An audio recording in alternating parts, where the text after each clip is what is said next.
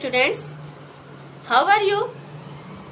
मे be आप सब स्वस्थ होंगे, प्रसन्न होंगे। Myself doctor Divya Rai फिर आपके सामने एक नई वीडियो के साथ प्रस्तुत हूं और आप सभी का SMBL के यूट्यूब चैनल पे वेलकम करती हूं। जैसा कि आपने पूरे वीडियो में देखा होगा, मैंने सेंटेंस पढ़ाया था। आई होप आपको वीडियो अच्छी लगी होगी, आपने उससे अधिकतम लाभ भी उठाया होगा।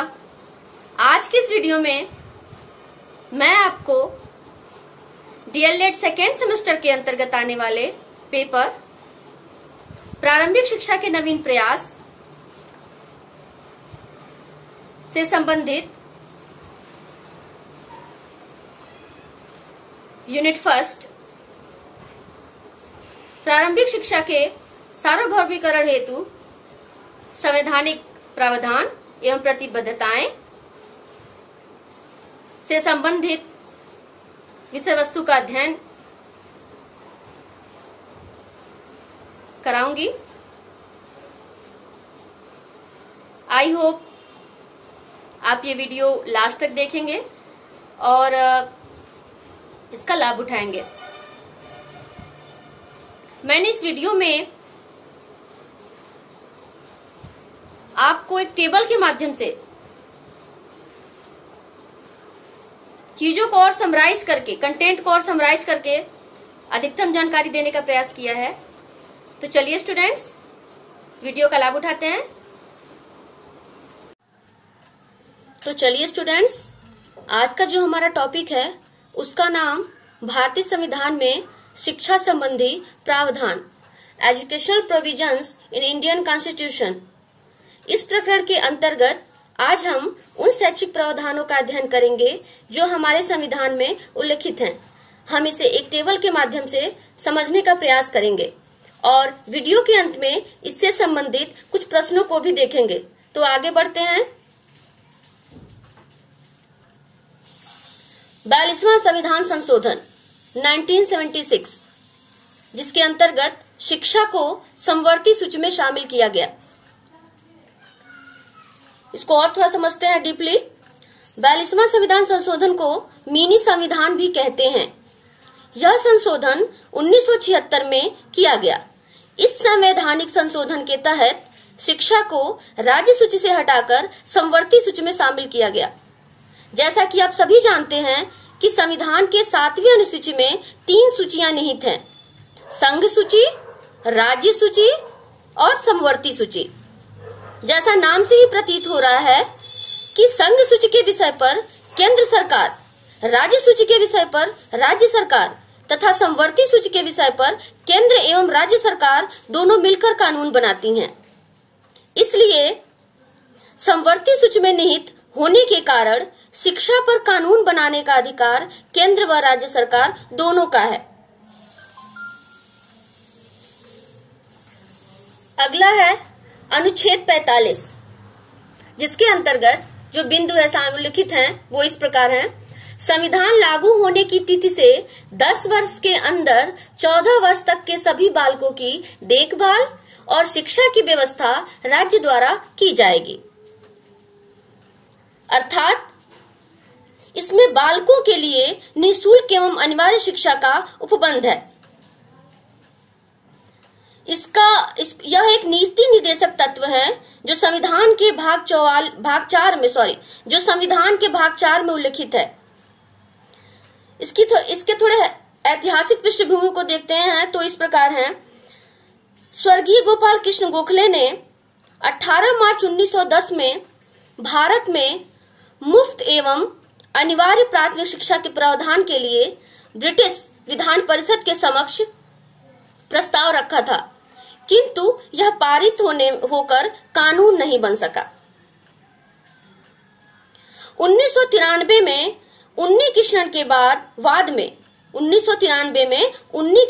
वाद में उच्चतम न्यायालय का निर्णय आया कि 14 वर्ष की आयु पूर्ण होने तक निःशुल्क व अनिवार्य शिक्षा पाना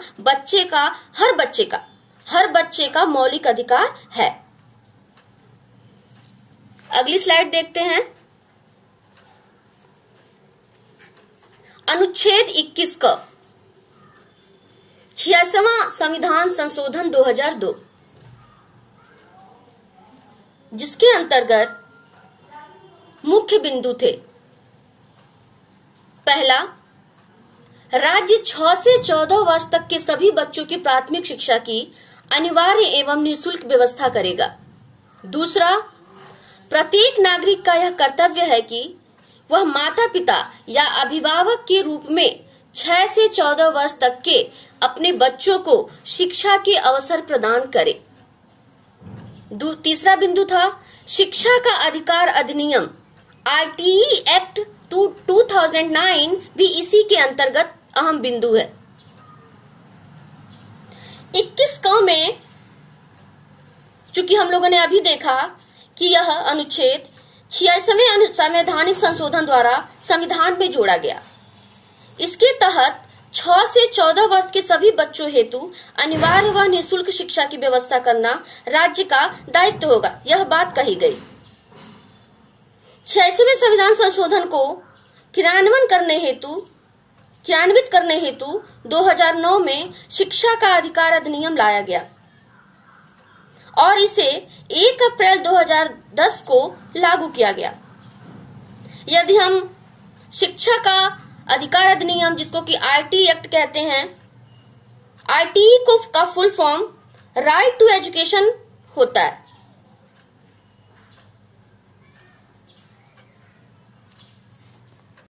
तो चलिए बच्चों, अगली स्लाइड में देखते हैं अनुच्छेद 29(2). संविधान के इस अनुच्छेद में यह उल्लिखित है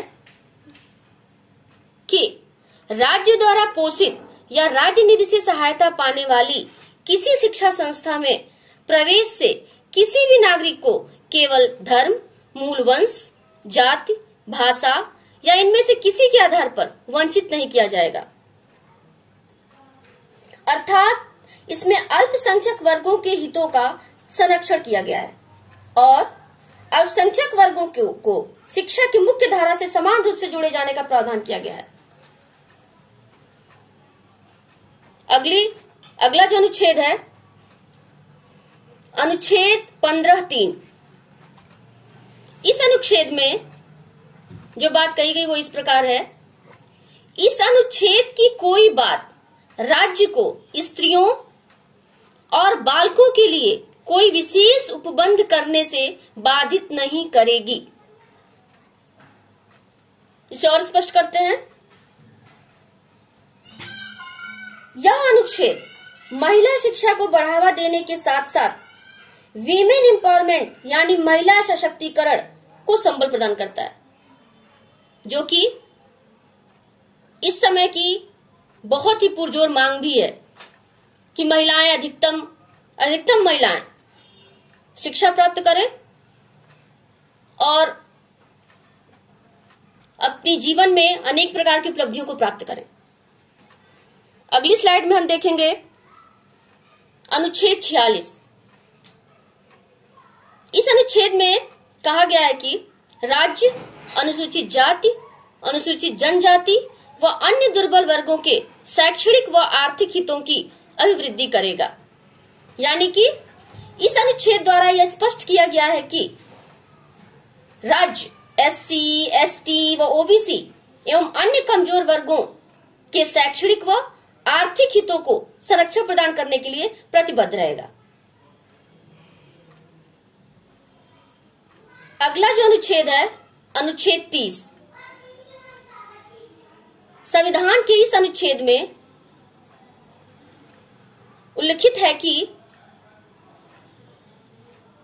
शिक्षा संस्थाओं की स्थापना व प्रशासन करने का अल्पसंख्यक वर्गों को अधिकार है। अर्थात इस अनुच्छेद में अल्पसंख्यक वर्गों को शिक्षा संस्थानों की स्थापना करने, प्रचार प्रसार करने एवं उसके प्रशासन करने की स्वतंत्रता प्रदान की गई है।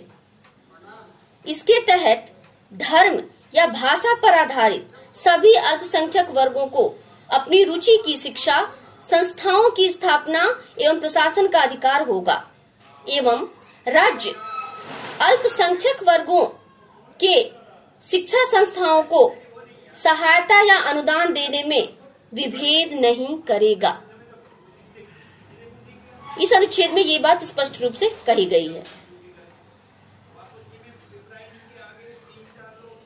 अगला अनुच्छेद है अनुच्छेद 350 क,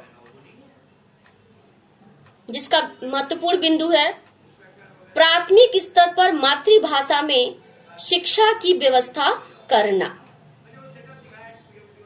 अर्थात इस अनुच्छेद के अनुसार प्रत्येक राज्य व राज्य के भीतर प्रत्येक स्थानीय प्राधिकारी भाषाई अल्पसंख्यक वर्ग बालकों को शिक्षा के प्राथमिक स्तर पर मातृभाषा में शिक्षा की पर्याप्त सुविधाओं की व्यवस्था करने का प्रयास करेगा। कहने का अभिप्राय है कि इस अनुच्छेद में प्राथमिक स्तर पर अपनी मातृभाषा में शिक्षा देने पर बल दिया गया है। अगला जो हमारा अनुच्छेद है वह अनुच्छेद 28 है। इस अनुच्छेद में जो बात उल्लिखित है वह इस प्रकार है कि राज्य विधि से पूर्णतः पोषित किसी शिक्षा संस्था में बच्चों को कोई धार्मिक शिक्षा नहीं दी जाएगी एवं किसी अनुष्ठान में जो कि धार्मिक हो में भाग लेने के लिए बाध्य नहीं किया जाएगा। अर्थात इसके तहत यह बात की गई है कि कुछ शिक्षा संस्थाओं में धार्मिक शिक्षा या धार्मिक उपासना में उपस्थित होने के बारे में प्रदत्त स्वतंत्रता का उल्लेख किया गया है, यानी कि इसके अंतर्गत किसी भी व्यक्ति को उसकी सहमति के बिना किसी भी धार्मिक शिक्षा में भाग लेने के लिए या धार्मिक उपासना में उपस्थित होने के लिए मजबूर नहीं किया जा सकता। अगला जो हमारा अनुच्छेद है वह है अनुच्छेद 343 से 351, जो कि भाग 17 में उल्लेखित है। इसमें राजभाषा से संबंधित प्रावधान है। इसको और थोड़ा स्पष्ट करने का प्रयास करते हैं। इसके अनुच्छेद 343 1 के अनुसार संघ की राजभाषा हिंदी एवं लिपि देवनागरी होने की बात की गई है। हिंदी भाषा भारत की कुल जनसंख्या के 46% भाग का प्रतिनिधित्व करती है। मूल संविधान में केवल 14 भाषाओं को ही राजभाषा के रूप में मान्यता दी गई थी, किंतु 1967 में संविधान के 21वें संशोधन द्वारा सिंधी को 8वीं अनुसूची में जोड़ा गया। पुनः 1992 में 71वें संशोधन द्वारा मणिपुरी, कोंकणी, नेपाली को भी 8वीं अनुसूची में जोड़ा गया। पुनः 92वां संविधान संशोधन अधिनियम 2003 द्वारा इस अनुसूची में 4 और भाषाओं को शामिल किया गया, जो इस प्रकार हैं: मैथिली, संथाली, बोडो और डोगरी, जिससे 8वीं अनुसूची में कुल 22 भाषाएं वर्तमान में हैं। कुल 22 भाषाओं का विवरण इस प्रकार है। आप लोग ध्यान से इसको सुनिएगा, बहुत इंपॉर्टेंट है। असमिया, बांग्ला, गुजराती, हिंदी, कन्नड़, कश्मीरी, मलयालम, मराठी, उड़िया, पंजाबी, संस्कृत, सिंधी, तमिल, तेलुगु, उर्दू, कोंकणी, मणिपुरी, नेपाली, मैथिली, संथाली, डोगरी एवं बोडो।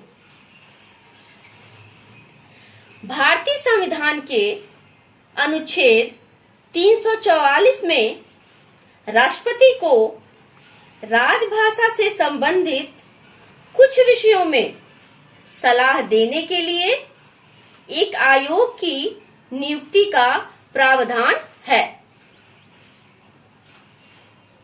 सन 1955 में श्री बीजी खरे की अध्यक्षता में प्रथम राजभाषा आयोग का गठन किया गया था।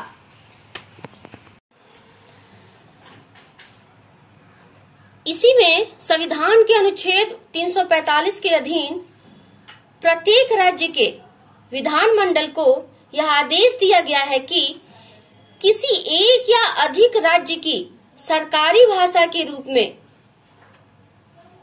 प्रयोग कर सकता है।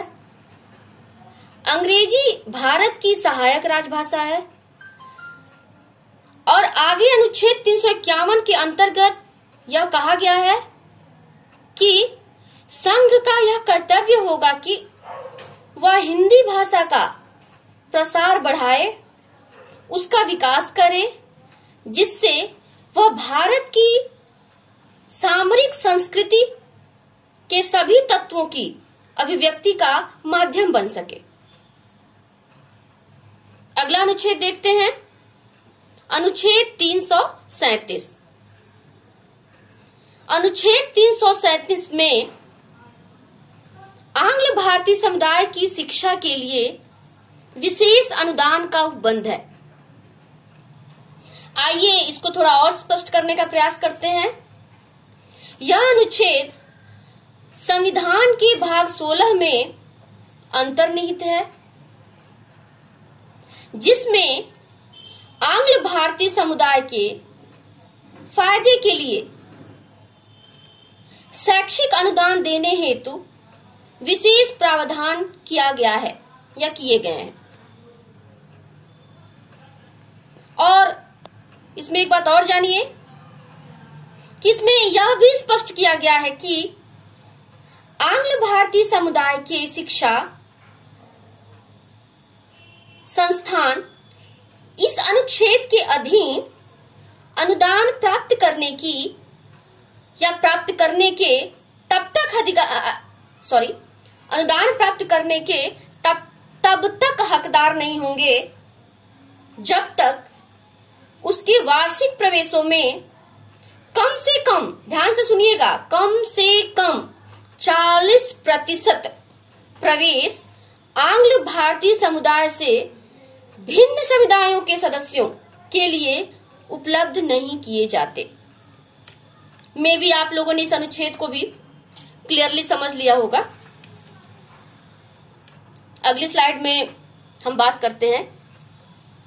अगली स्लाइड में अब तक जितना भी हम लोगों ने पढ़ा, अनुच्छेद 42 से लेकर के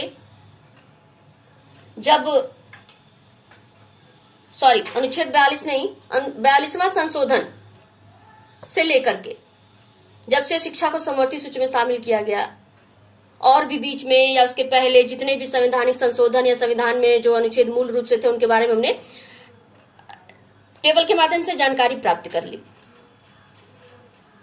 अब समय आ गया है कि हम ये भी, या मैं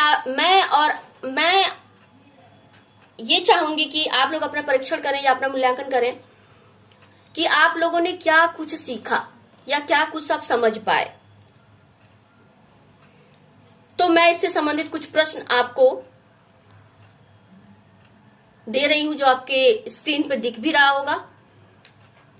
आप इसे नोट करिए और मैं आशा करती हूं कि आप इसका उत्तर यथाशीघ्र अपनी नोटबुक में लिखिए, उसको स्कैन करिए और व्हाट्सएप ग्रुप पे सेंड करिए, तथा जहां कहीं भी किसी भी प्रकार की प्रॉब्लम आती है किसी भी प्रकार की क्वेरीज होती है, आप मुझे मैसेज करके, कॉल करके प्राप्त कर सकते हैं। तो चलिए स्टूडेंट्स, इन प्रश्नों को हम बारी बारी से देखते हैं। पहला प्रश्न है, शिक्षा को समवर्ती सूची में कब शामिल किया गया? प्रश्न नंबर 2 है, 6 से 14 वर्ष तक के सभी बच्चों की अनिवार्य एवं निःशुल्क शिक्षा का प्रावधान किस अनुच्छेद में है? प्रश्न संख्या 3, संविधान के अनुच्छेद 46 में किन वर्गों की शैक्षणिक व आर्थिक हितों के अभिवृद्धि की बात की गई है? नेक्स्ट प्रश्न संख्या 4, जिसमें कि हम देखेंगे और कि मातृभाषा में शिक्षा का प्रावधान किस अनुच्छेद में वर्णित है, ये आपको बताना है। एंड लास्ट वन इज प्रश्न संख्या 5, संविधान के भाग 17 में वर्णित अनुच्छेदों पर संक्षिप्त टिप्पणी लिखें। में भी आपको ये सारे प्रश्न समझ में आ गए होंगे।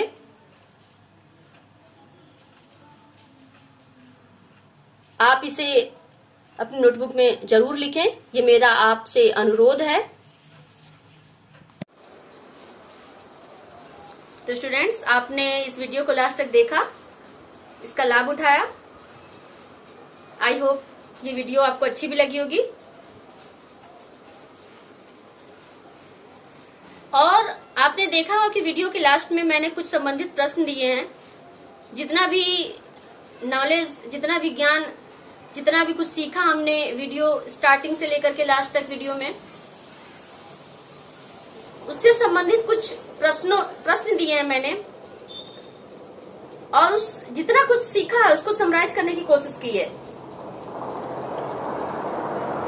आप सभी से अनुरोध है कि आप इन वीडियोज में जो भी चीजें हम पढ़ा रहे हैं उसको मन लगाकर पढ़िए।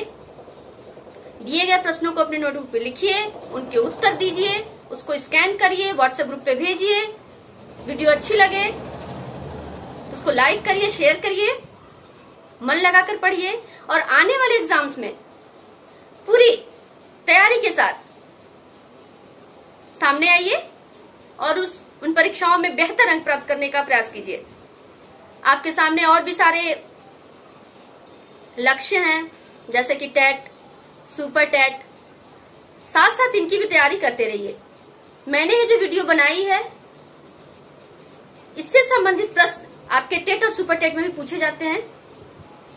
तो आपसे अनुरोध है कि एक एक बिंदु को ध्यानपूर्वक सुने और समझे। जैसा कि आप सब जानते हैं कि ऑफलाइन शिक्षण के दौरान हम सभी प्रवक्तागण आपकी क्लास में जाकर के शिक्षण करते हैं, आपके दिए हुए उत्तरों का मूल्यांकन करते हैं। तो हम ऑनलाइन भी ये चाहते हैं कि आप सब ये प्रक्रिया पूरी करने में हमारा सहयोग दें। हम प्रश्न करें, हम वीडियो के माध्यम से पढ़ाएं। तो आप जो भी प्रश्न हम उसमें उस वीडियो के माध्यम से आपको दे रहे हैं, उनका उत्तर देने का प्रयास कीजिए। जो भी क्वेरीज होंगी, जो भी संबंधित समस्याएं होंगी, उसका समाधान करने के लिए हम सभी प्रवक्तागण कृत संकल्पित हैं। तो स्टूडेंट्स, लास्ट में बहुत बहुत धन्यवाद आप सभी का इस वीडियो को देखने के लिए। Bye bye and take care.